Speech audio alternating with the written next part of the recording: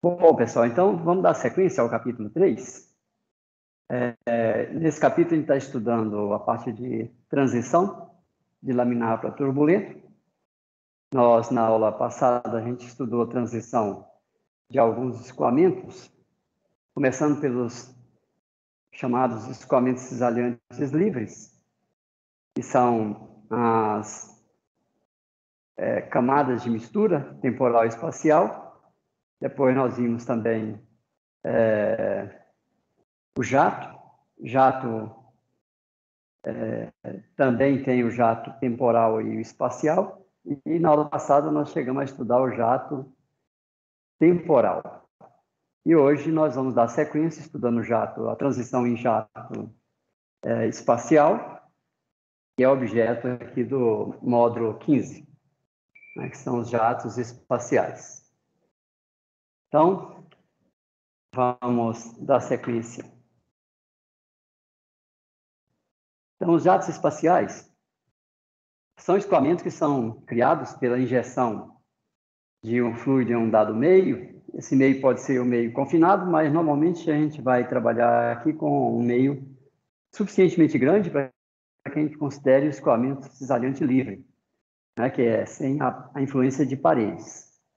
Então, nós esquematizamos aqui a promoção do jato através desse bocal, né, um bocal, e temos então um perfil de velocidade na saída do bocal, e interagindo com a vizinhança, logo em seguida já dá origem aqui a um campo de velocidade inflexional, tendo aqui uma inflexionalidade. Se for um jato circular, nós vamos ter uma linha circular de inflexão, um círculo de inflexão. Se for um jato plano, que pode ser, nós teremos então duas linhas de inflexão. Mas o mais importante é que a gente tenha a inflexão, e com isso a gente atende lá os 3 primeiros teoremas, e com isso a gente pode ter a formação de instabilidades do tipo Kelvin e Helmholtz. Bom, aqui nós temos o esquema então da camada cisalhante, que ela é variável no espaço, ela muda linearmente com a coordenada x, né? Aqui nós temos a coordenada x, e a espessura da camada cisalhante, a espessura vai variando com x, e isso muda linearmente. E aqui nós temos novamente a definição aqui do delta, que é a espessura da camada cisalhante.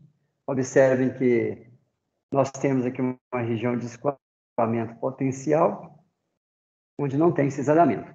Por isso que nós temos aqui uma espessura delta. Se for um jato plano, nós teremos duas camadas cisalhantes. E se for um jato circular, nós teremos uma camada circular cisalhante, com a presença da inflexionalidade. Novamente, a definição do delta, ela é obtida através do cruzamento dessas 3 retas, né? Aí nós temos a espessura, a distância entre esses 2 pontos de cruzamento é a espessura delta da camada cisalhante. Então, nós temos aí a ilustração da formação de um jato em um meio em repouso.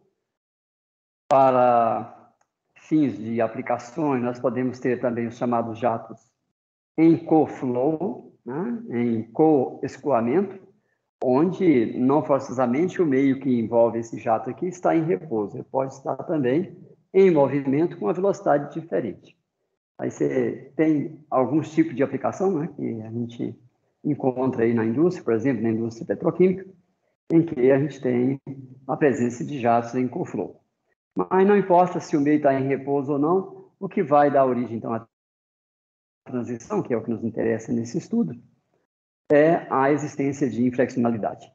E, junto com isso, que tenha perturbações para serem amplificadas e originar instabilidades fluidodinâmicas.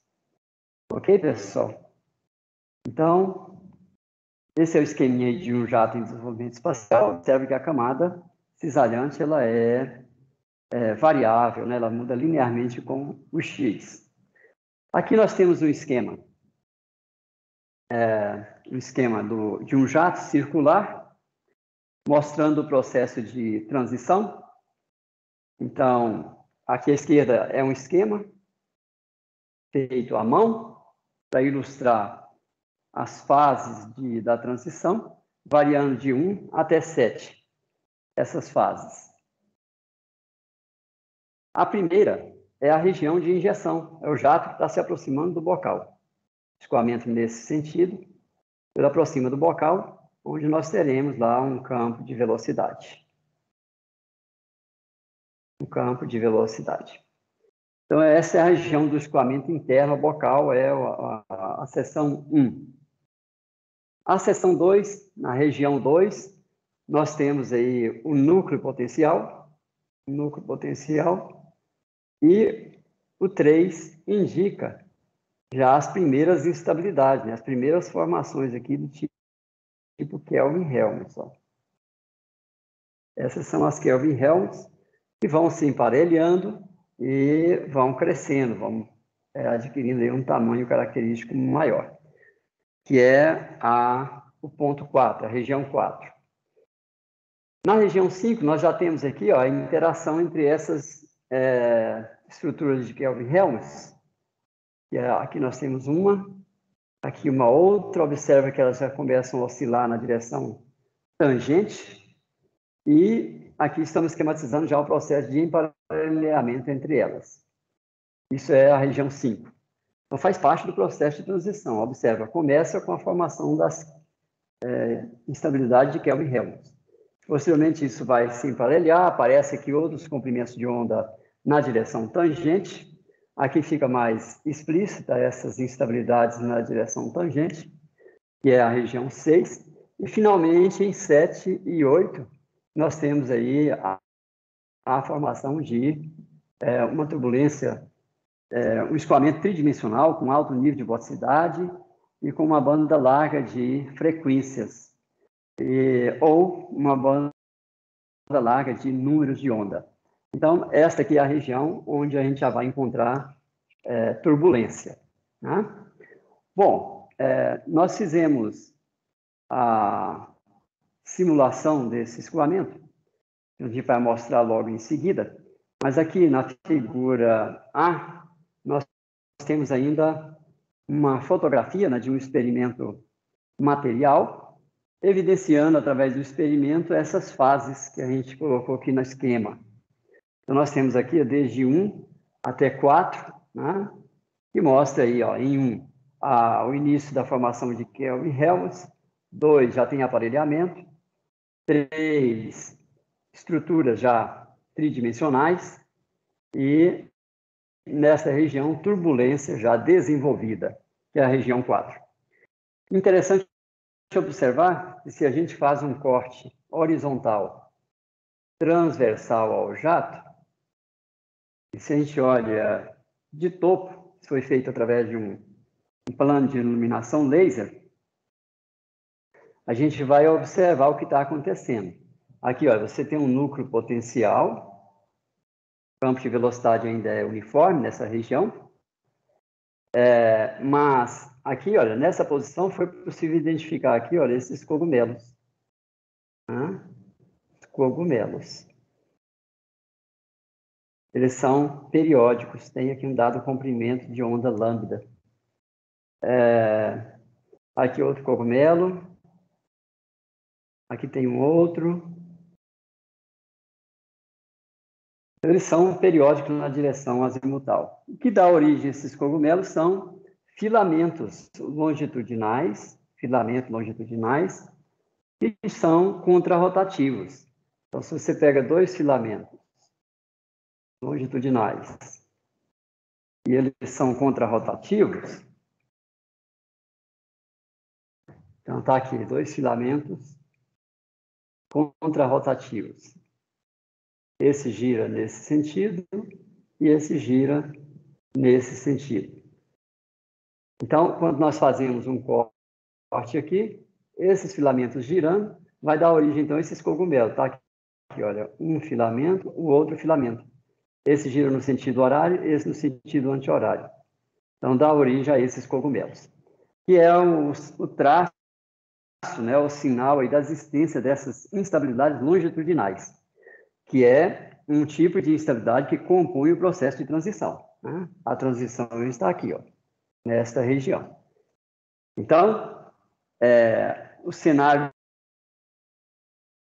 da transição começa com as Kelvin-Helms, tem emparelhamento, tem instabilidades na direção tangencial, direção θ, e tem ainda esses filamentos, ó, esses filamentos longitudinais, né, que são também instabilidades fluidodinâmicas. São uma espécie de tubo de vorticidade contra rotativos. Então, isso é o processo de transição. Uma característica interessante aí da transição do jato é que nós temos um comprimento pequeno onde acontece a transição, né? Esse comprimento aqui. E até esse ponto nós temos presença de instabilidade de Kelvin-Helmholtz nos filamentos, mas de repente explode a turbulência. Então a transição é muito abrupta, né? De uma região, de um pequeno comprimento do jato, e de repente acontece uma transição brutal de laminar para turbulento. E essa característica do jato é que torna esse escoamento de difícil modelagem e simulação. A transição é muito rápida. Então, não é muito simples da gente representar bem, do ponto de vista da modelagem computacional, um jato. Simular bem o jato, representar bem a sua estatística, não é uma tarefa muito simples, tá? É um exercício exigente em termos de ferramentas de modelagem computacional, devido a esse fato que a transição acontece muito abruptamente. Bom, aqui nós temos, então, uma simulação computacional, foi realizada aqui mesmo no laboratório, e a gente utilizou uma plataforma computacional baseada no método pseudoespectral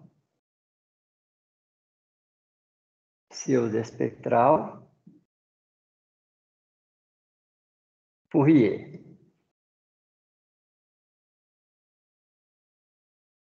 Então, é uma forma de resolver as IDPs no espaço de Fourier, no que se refere às derivadas espaciais. Então, com esse método, as derivadas espaciais são calculadas com erro de máquina, porque a gente transforma a derivada em produtos de funções. Quando a gente faz a transformação de uma derivada espacial, no espaço de Fourier, não tem derivada, aparece um produto de funções. E, bom, a operação produto a gente consegue realizar com erro de máquina. Então, é um método extremamente acurado, né? Porque o erro é de erro de máquina mesmo. E para a derivada temporal, a gente usa métodos também de alta taxa de convergência, tipo um Ruiz-Kutta de quinta ordem, com vários passos. E aí, isso que permite a gente obter as instabilidades com tamanha nitidez, com tamanha similaridade com o que nós vimos do experimento material. Observe aqui ó, o bocal, né? A gente simulou o bocal. Aqui a primeira Kelvin-Helmholtz na forma de um toroide, um segundo toroide. Aqui já começa a desenvolver filamentos longitudinais, né? Aqui fica mais claro ainda o desenvolvimento desses filamentos, olha, tá vendo? Filamentos longitudinais. E a explosão em turbulência, também abruptamente. Fizemos também aqui um plano, ó, colocamos aqui computacionalmente, nós colocamos aqui um plano transversal e pudemos, então, de forma análoga ao que foi feito no experimento, com a iluminação laser, pudemos, então, evidenciar aqui os cogumelos. Está aqui, ó, um cogumelo. Aqui tem outro cogumelo. evidenciando a presença dos filamentos longitudinais, como foi capturado através do experimento material. Bom, então temos aí a simulação computacional da transição do jato. Agora, resta saber se a estatística obtida com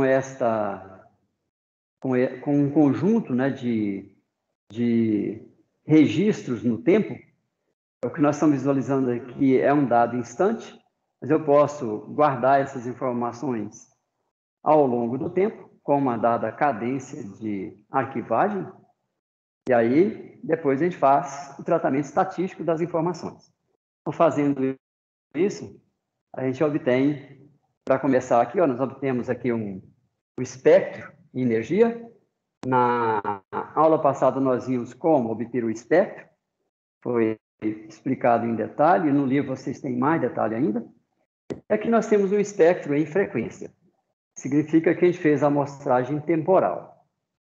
Então, a gente tem a distribuição de energia, né? Aqui está a frequência de corte que está associada ao ΔT do cálculo. Essa linha tracejada aqui que nós desenhamos, ela é meramente ilustrativa, porque nós não temos essa parte do espectro. Nós só conseguimos simular até essa frequência de corte. É interessante observar que para a turbulência tridimensional desenvolvida, nós temos que obter aqui a lei de Kolmogorov, que é uma inclinação, né, uma F a menos 5/3. Esta é uma teoria de Kolmogorov para a turbulência, que a gente vai ver lá no capítulo 5. Bom, então, a pergunta que se faz é: como é que eu consigo obter o espectro de energia com uma inclinação que se assemelha ao previsto, se eu não tenho a simulação completa do espectro? Porque isso aqui, ó, não foi resolvido, tá? Só foi resolvido até aqui. Essas frequências menores do que a frequência de corte. Isso é o que foi resolvido. Bom, aí entra o papel da modelagem da turbulência e dos modelos de fechamento. Então, aqui, para obter esta boa inclinação, apesar de não resolver o espectro todo, esse aqui não foi resolvido, né? Esse aqui é a parte submalha do espectro. Ou seja, é o que está abaixo da malha, abaixo do passo do tempo. A gente não está calculando isso. Então, apesar de não resolver isso, a gente obteve a boa inclinação e uma boa estatística. Mas, para isso, é preciso ter aí uma modelagem da turbulência associada, que é o cerne do nosso curso, né? Que é a parte de modelagem da turbulência, que a gente vai ver mais à frente. Por enquanto, nós estamos estudando os fundamentos, né? Aprendendo um pouco da física da turbulência, entendendo o que é a transição. Vimos teoria de estabilidade linear. Então, isso aqui nós vamos ver que mais à frente, que se a gente não tiver o modelo, a energia vai acumular aqui, ó. Vai acumular. Isso aqui já é uma divergência do modelo. Ou se você tiver um modelo extremamente forte, né? A inclinação também não vai ficar boa. Eu vou obter isso aqui, ó. Ou seja, você vai transferir energia de forma muito rápida e aí a gente vai obter uma estatística ruim em consequência da modelagem. Você pode pecar porque não tem modelagem ou pecar porque tem uma modelagem muito severa. Então, a modelagem tem que ser feita de forma consistente para que a gente possa capturar as boas características do escoamento, né? Então, está aí uma forma de comprovar que aquela simulação está apropriada, é que a gente já conseguiu recuperar a lei de Kolmogorov, né? Uma inclinação em menos 5/3. Aqui, nós temos uma estatística complementar, que é a velocidade no centro do jato. Nós temos lá o jato.